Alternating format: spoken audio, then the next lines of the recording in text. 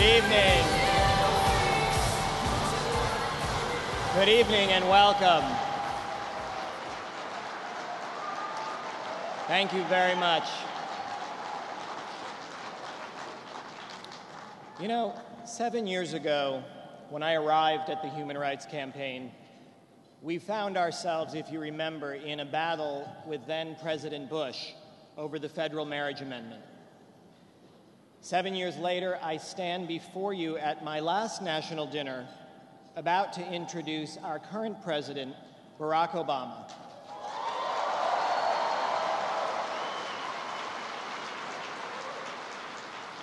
And it is fair to say that as a community, we have accomplished more in the last 2 years than we have in the previous 40. Now, 7 years ago, as we plotted that attack on a constitutional ban on our marriages, I certainly never dreamed that 6 years later, I would marry a former Federal Club co-chair from Minneapolis named Jed Hastings. Right here in the District of Columbia. And 7 years ago, it was certainly hard to imagine looking out into this room and seeing openly gay men and lesbians proudly wearing the uniform of this great country.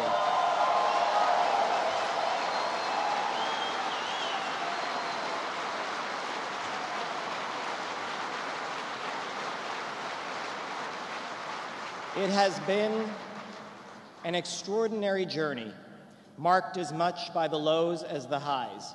But through it all, I have had the privilege and the honor to work with people who have genuinely been heroes and trailblazers in this movement. It is all of you who have stood at the center of this success, and it is all of you who have come to define what the Human Rights Campaign means to me. Now, perhaps no two people embody that spirit to me more than Dennis and Judy Shepard.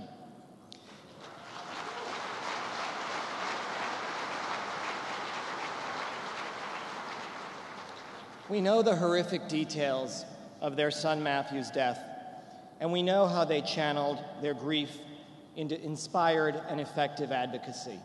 But the medal of the Shepards, the crystallizing moment for me, was not when we celebrated victory in 2010, but when we faced a seemingly insurmountable defeat years before. It was 2007, and while we had strength in Congress, we also faced a hostile White House. So we attached the hate crimes bill to the defense authorization bill in an attempt to avoid a presidential veto. Now, we didn't anticipate that the right-wing congressional leaders at the time would be willing to sink the entire defense bill just to stop the hate crimes provision. We had come close, but we ended up falling short. Now, I knew that the first call that I had to make that day was to Judy Shepard. When I reached her and reported that the hate crimes amendment had been stripped, she simply asked, "How are you doing? How is the staff? What's next? Because next time we'll win." And in that moment, I knew that this was who we are. When things are at their worst, we keep our eye on the prize, but we also learn to adapt. Do we get angry? Of course we do. But we're not blinded by our setbacks. We get about the business of getting things done. Now,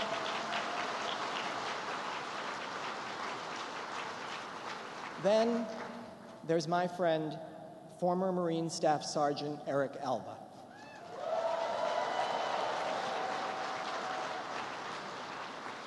Who emailed me in the middle of the night 5 years ago and asked what he could do to help end Don't Ask, Don't Tell. For years, when repeal seemed so far off, Eric did it all, and very little of it was glamorous. We sent him to cities he had never heard of. He hosted town hall meetings.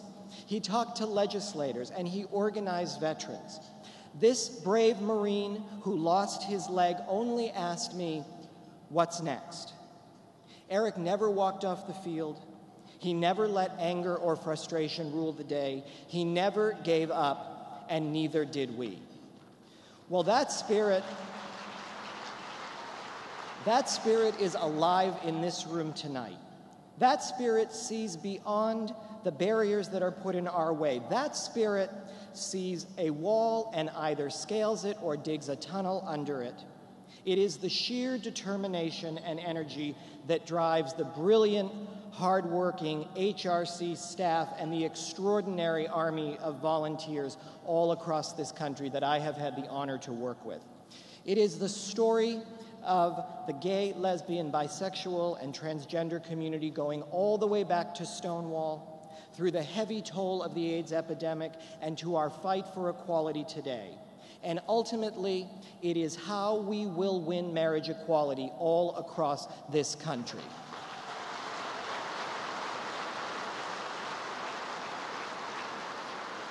Now, for many of our family members, friends, and yes, even our political allies, support has often been more about evolution than revolution, and it will continue to be. Our success in changing hearts and minds and then changing laws has always meant meeting people where they are and never walking away from that conversation. We know that to move forward, we must continue to stand with those who have a history of standing with us. And that includes standing strong and proud with Barack Obama.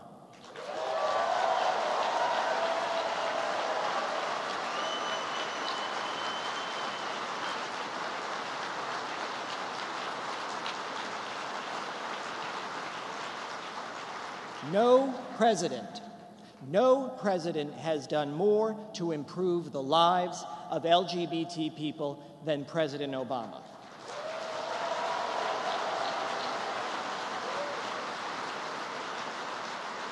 No longer will gay and lesbian couples be kept apart when we are at our most vulnerable, in the hospital, thanks to President Obama.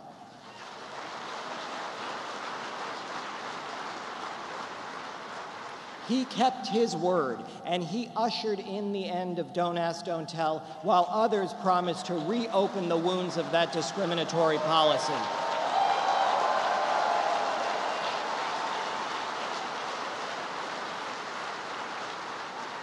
And unlike those who want to keep same-sex couples as strangers under federal law, our president has called the Defense of Marriage Act unconstitutional and indefensible.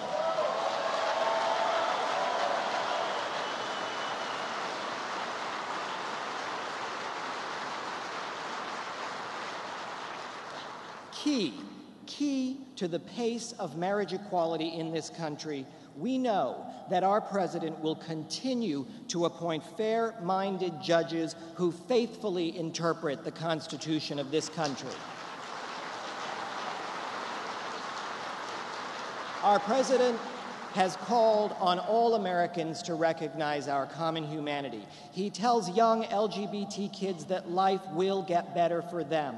He emphatically argues that our Constitution's promise of equal protection includes all of us. President Barack Obama has stood with us. Ladies and gentlemen, this is our moment to stand with him. Please join me in welcoming the President of the United States, Barack Obama.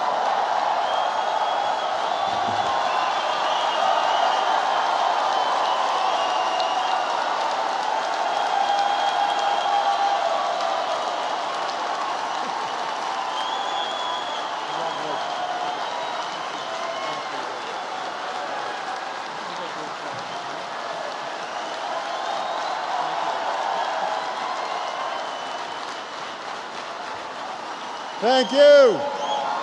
Hello, HRC.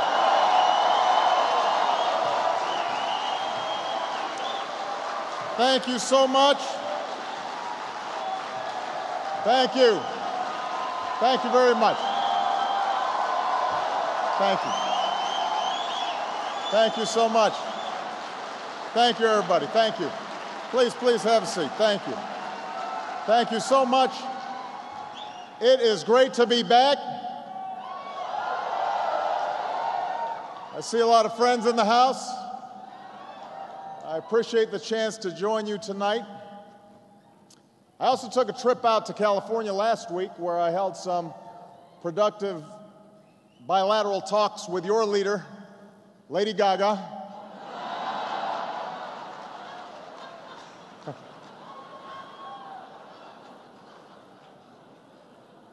She was wearing 16-inch heels. She was 8 feet tall. It was a little intimidating. Now, I don't want to give a long speech. Cyndi Lauper is in the house. I can't compete with that.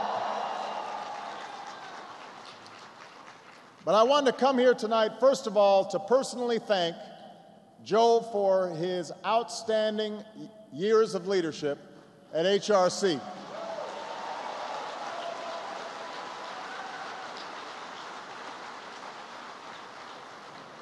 What he has accomplished at the helm of this organization has been remarkable.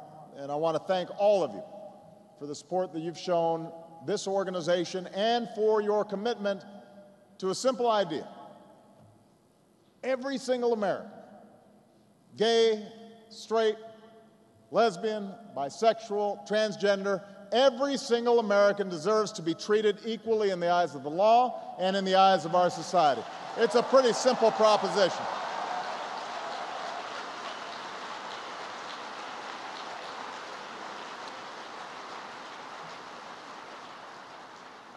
Now, I don't have to tell you that we have a ways to go in that struggle. I don't have to tell you how many are still denied their basic rights, Americans who are still made to feel like second-class citizens, who have to live a lie to keep their jobs, or who are afraid to walk the street or down the hall at school. Many of you have devoted your lives to the cause of equality. So you know what we have to do. We've got more work ahead of us. But we can also be proud of the progress we've made these past 2.5 years. Think about it.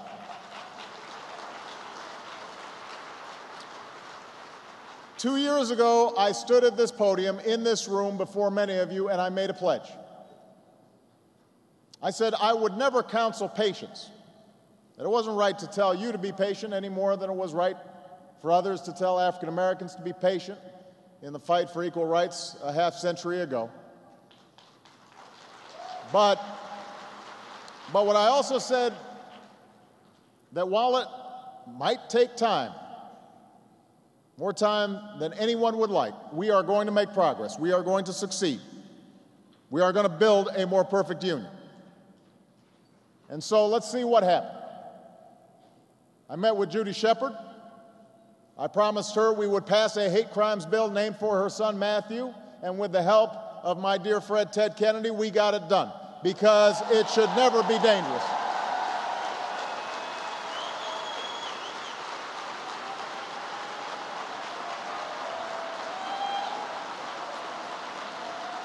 You should never have to look over your shoulder to be gay in the United States of America. That's why we got it done.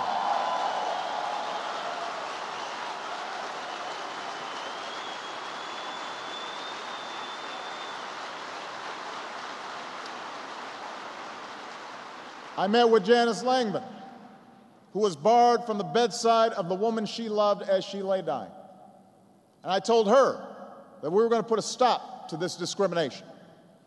And you know what? We got it done. I issued an order so that any hospital in America that accepts Medicare or Medicaid, and that means just about every hospital, has to treat gay partners just as they do straight partners, because nobody should have to produce a legal contract to hold the hand of the person that they love. We got that done.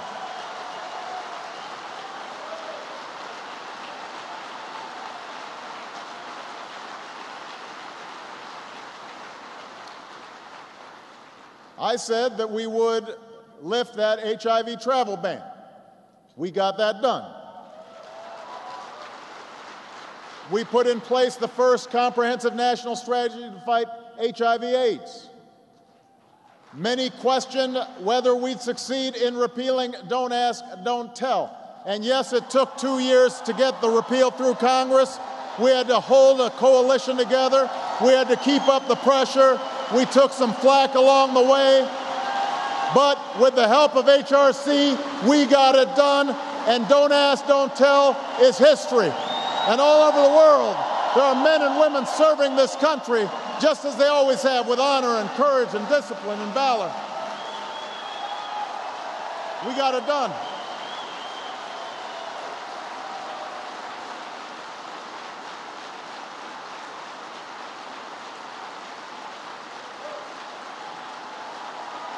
We got that done.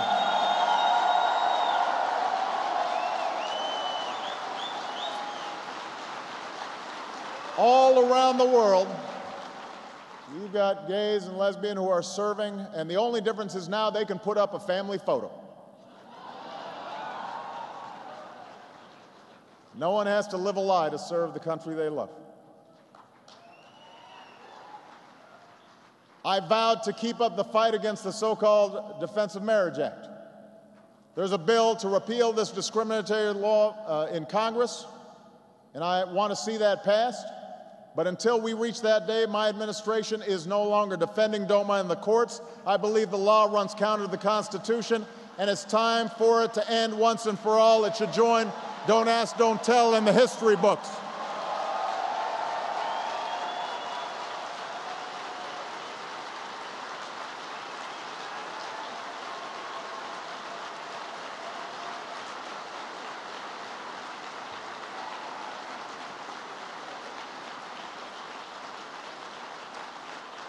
So yes, we have more work to do.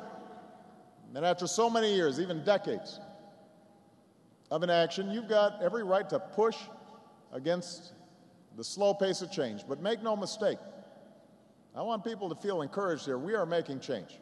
We're making real and lasting change. We can be proud of the progress we've already made. And I'm going to continue to fight alongside you. And I don't just mean in your role, by the way, as advocates for equality. You're also moms and dads who care about the schools your children go to. You're also students figuring out how to pay for college. You're also folks who are worried about the economy and whether or not your partner or husband or wife will be able to find a job.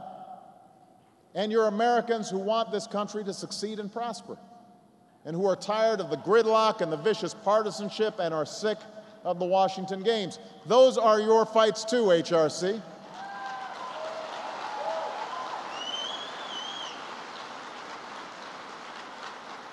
So I'm going to need your help. I need your help to fight for equality, to pass a repeal of DOMA, to pass an inclusive employment non-discrimination bill so that being gay is never again a fireable offense in America.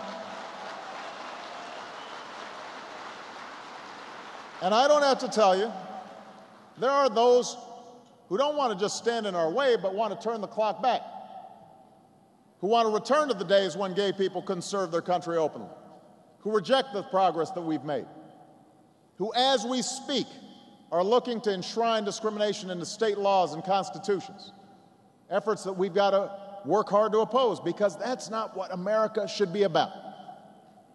We're not about restricting rights and restricting opportunity. We're about opening up rights and opening up opportunity and treating each other generously and with love and respect. And together we also have to keep sending a message to every young person in this country who might feel alone or afraid because they're gay or transgender, maybe getting picked on or pushed around because they're different. We've got to make sure they know that there are adults they can talk to, that they are never alone, that there is a whole world waiting for them filled with possibility. And that's why we held a summit at the White House on bullying. That's why we're going to continue to focus on this issue. It isn't just kids being kids. It's wrong, it's destructive, it's never acceptable. And I want all those kids to know that the President and the First Lady is standing right by them every inch of the way. I want them to know that we love them and care about them, and they're not by themselves. That's what I want them to know.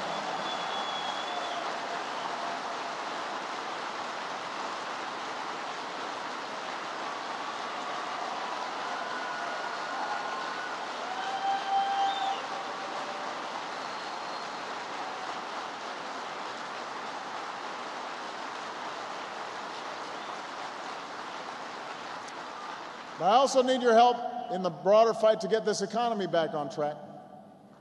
You may have heard I introduced a bill called the American Jobs Act. It's been almost 3 weeks since I sent it up to Congress. That's 3 weeks longer than it should have taken to pass this common sense bill. There's a bill filled with ideas that both parties have supported. Tax breaks for companies that hire veterans, road projects, school renovations, putting construction crews back to work, rebuilding America, tax cuts for middle-class families so they can make ends meet and spend a little more at local stores and restaurants that need the business. Now, you may have heard me say this a few times before. I'll say it again. Pass the bill. Enough gridlock, enough delay, enough politics. Pass this bill. Put this country back to work. HRC, you know how Congress works. I'm counting on you to have my back. Go out there and get them to pass this bill. Let's put America back to work.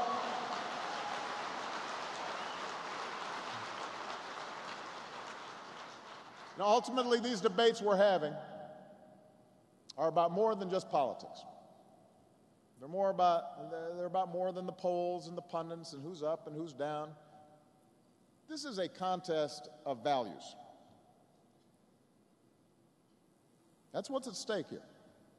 This is a fundamental debate about who we are as a nation.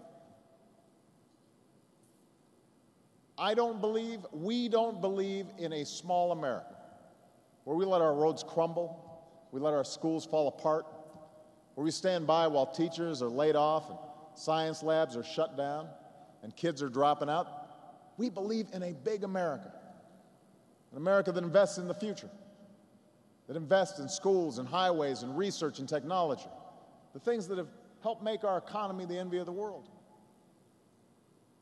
We don't believe in a small America where we meet our fiscal responsibilities by abdicating every other responsibility we have and where we just divvy up the government as tax breaks for those who need them the least, and where we abandon the commitment we've made to seniors through Medicare and Social Security, and we say to somebody looking for work or a student who needs a college loan or a middle-class family with a child who's disabled that you're on your own. That's not who we are. We believe in a big America, an America where everybody's got a fair shot and everyone pays their fair share, an America where we value success and the idea that anyone can make it in this country, but also an America in which everyone does their part, including the wealthiest Americans, including the biggest corporations, to deal with the deficits that threaten our future.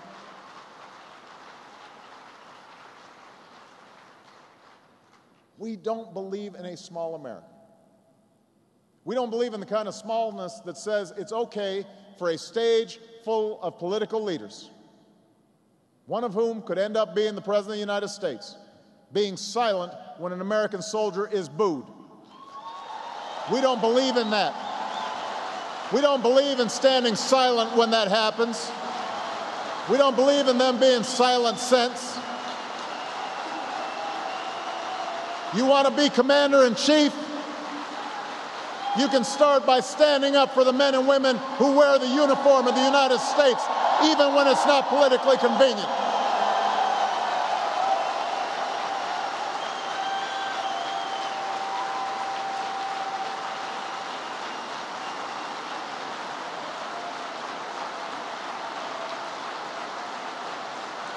We don't believe in a small America.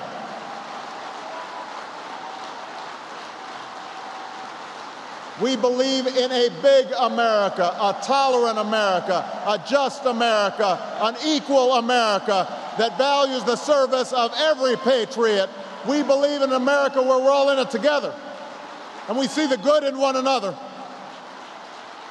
And we live up to a creed that is as old as our founding, e pluribus unum, out of many one, and that includes everybody. That's what we believe.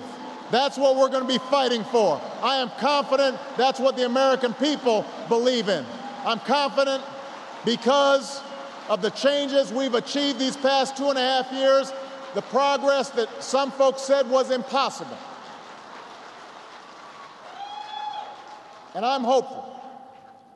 I am hopeful. I'm fired up too. I am hopeful. I am hopeful. I am still hopeful because of a deeper shift that we're seeing. A transformation not only written into our laws, but woven into the fabric of our society. It's progress led not by Washington, but by ordinary citizens who are propelled not just by politics, but by love and friendship and a sense of mutual regard. It's playing out in legislatures like New York and courtrooms and in the ballot box, but it's also happening around water coolers and at the Thanksgiving table and on Facebook and Twitter and at PTA meetings and potluck dinners and church socials and VFW halls. It happens when a father realizes he doesn't just love his daughter, but also her wife. It happens when a soldier tells his unit that he's gay, and they tell him they knew it all along and they didn't care because he was the toughest guy in the unit. It happens when a video sparks a movement to let every single young person know they're not alone and things will get better. It happens when people look past their ultimately minor differences to see themselves in the hopes and struggles of their fellow human beings. That's where change is happening. And that's not just the story of the gay rights movement, that's the story of America. The slow, inexorable march towards a more perfect union. You are contributing to that story. And I'm confident we can continue to write another chapter together. Thank you very much, everybody. God bless you.